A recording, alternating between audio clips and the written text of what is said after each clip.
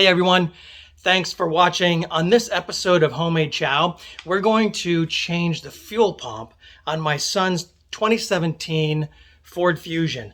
Not that easy of a job, but a couple of disclaimers here. First and foremost, we are not certified mechanics. We just do some things at home. Again, the whole concept of this channel is for you as homeowners to be able to get out there and try to do things on your own. And hopefully we can inspire you to do that. But you can also learn from some of our mistakes maybe, right? So that's the other piece. There is a part in here where we were really close to making a huge mistake. So you'll see that later on in the video. I hope you enjoy watching this. Again, we're coming in from a different angle here. We're not going to drop the fuel tank. We're going to come in from the top by cutting an access port underneath the rear seat. So take a look, see what you think, and hopefully this video will help you change your fuel pump should you need to. Feel free to leave any comments below and maybe give me your opinions on how to do things a little differently. But it seems to be working. Oh, and lastly, we did this about 2 months ago, or actually a little bit more than 2 months ago now, and the vehicle's running perfectly fine. So it works out great. Again, hope the video helps you finish your project.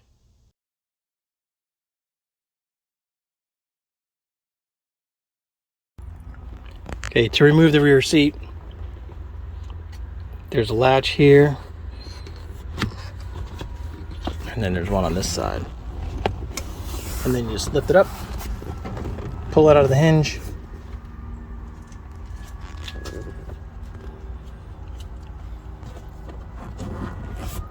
and there you go. Now that the seat's out, you can see this is the clip in front of the seat, and this is what the hinge grabs on for the back portion of the seat.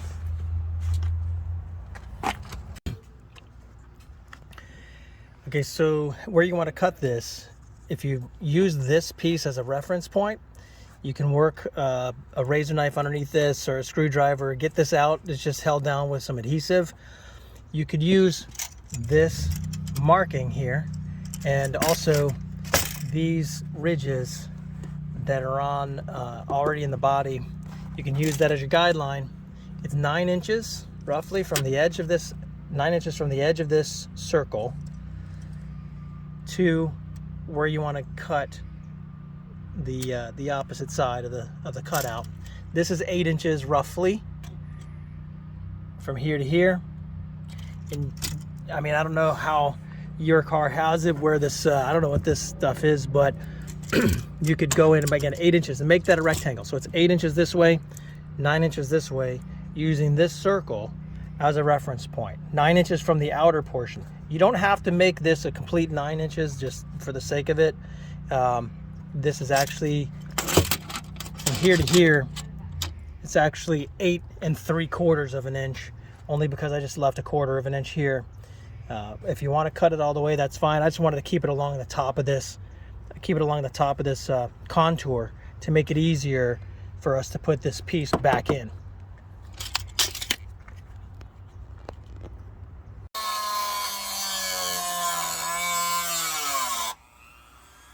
Draw the line.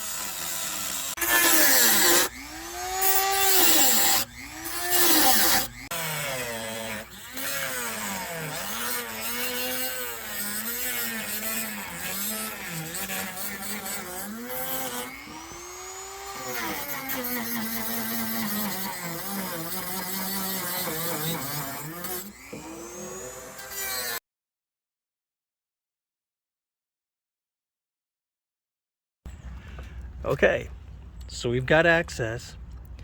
A couple of quick notes. I want to make sure as we were cutting this down here and this down here, we wanted to make sure as we got the lower level of this closer to the tank, that we had clearance of things. So we stopped and we looked, and glad we did, because we've got a couple of things here.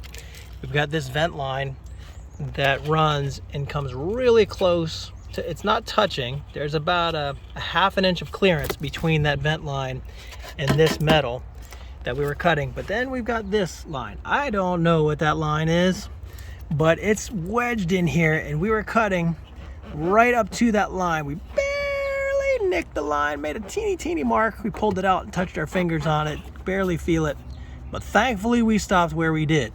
So if I were you, if you're planning on cutting an access hole like us, stop here before this levels off. So you've got this upper level here, it starts to taper back towards the back of the seat.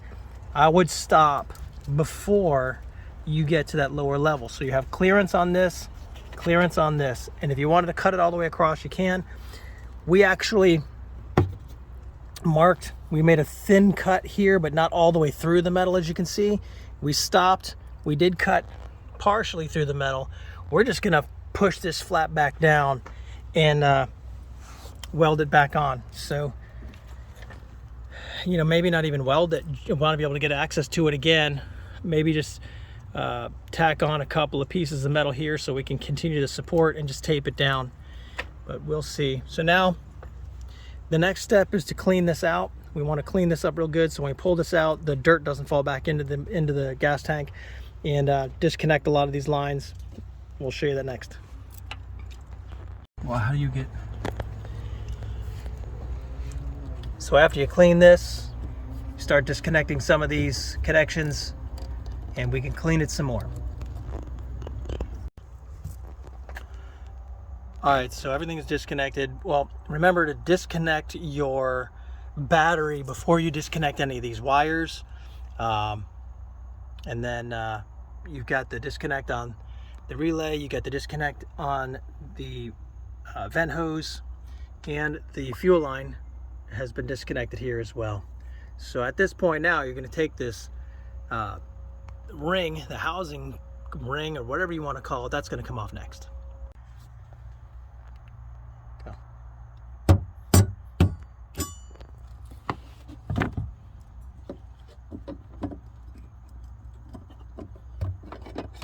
So you get that retention ring off, and now you've got a very dirty, clean that off. You want to clean that off with the vacuum cleaner again? We're going to clean the rest of that dirt off of there.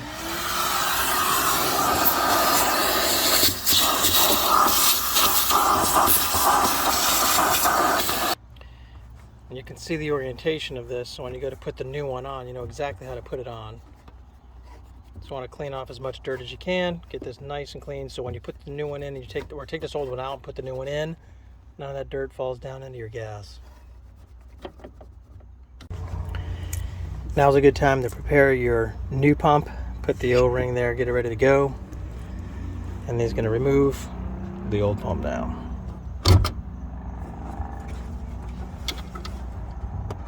There's going to be a lot of fuel in this thing, so as you tilt it to get the float out of there, you want to really be careful.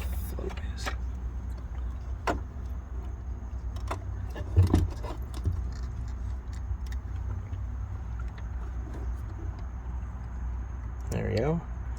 I have to tilt it. Actually, I really don't mind if the float breaks a little, it bends a little bit. You're getting a new one.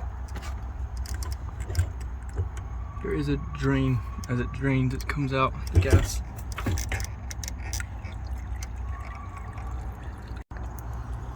All right. Of course, he just filled the fuel tank before we had to do this. But you take the old O-ring out, discard that. You get the new one we put on here. Actually, it'd be better just to put it on here now.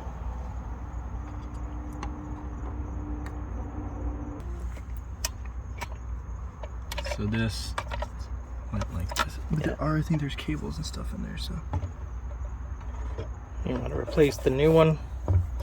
Tilt it to get the float in there and get the angle just right. Make sure your O-ring is good and your hoses are out of the way. And you're going to press that down. It's on springs, so you're going to press that down until it fits back. I gotta get the thing on it to tighten it down because it's just gonna go There we down, go. but it's not gonna stay. I'm going to hold it.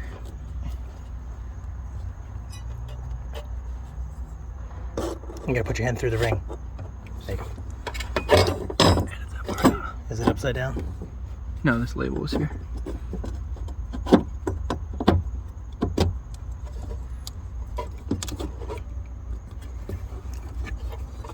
Everything's on. Let's grab them. All right, now you got the retaining ring back on. He's going to hit it the other way to tighten it back on. The other way. The other way. Yep, that way.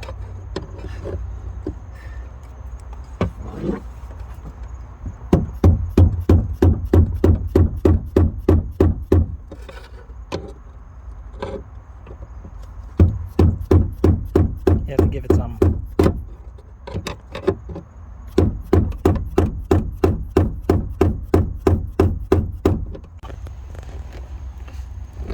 All right, so when we're putting this back together again, you're going to want to put that wiring harness in first that goes onto the fuel pump because it gets covered by the vent line. And you're probably going to want to put that vent line in next so you have the ability to reach around and get that. There you go. And you want to push that retaining ring in. That's good. There you go. You want to now attach that wiring harness. Perfect. That's nice and tight. You want to take that cap off of that fuel line and attach the fuel line. Make sure you're clear of that retaining ring from that other hose. You can pop that back in. There you go. Installation complete. All right, now I'm just going to fold this metal flat back down. We're going to put some metal here to hold it so it doesn't continue to go down below that. Either tack weld or JB weld the piece of metal on this so it holds over like a tab here, here, and there. And then we're going to tape it off and put the seat back.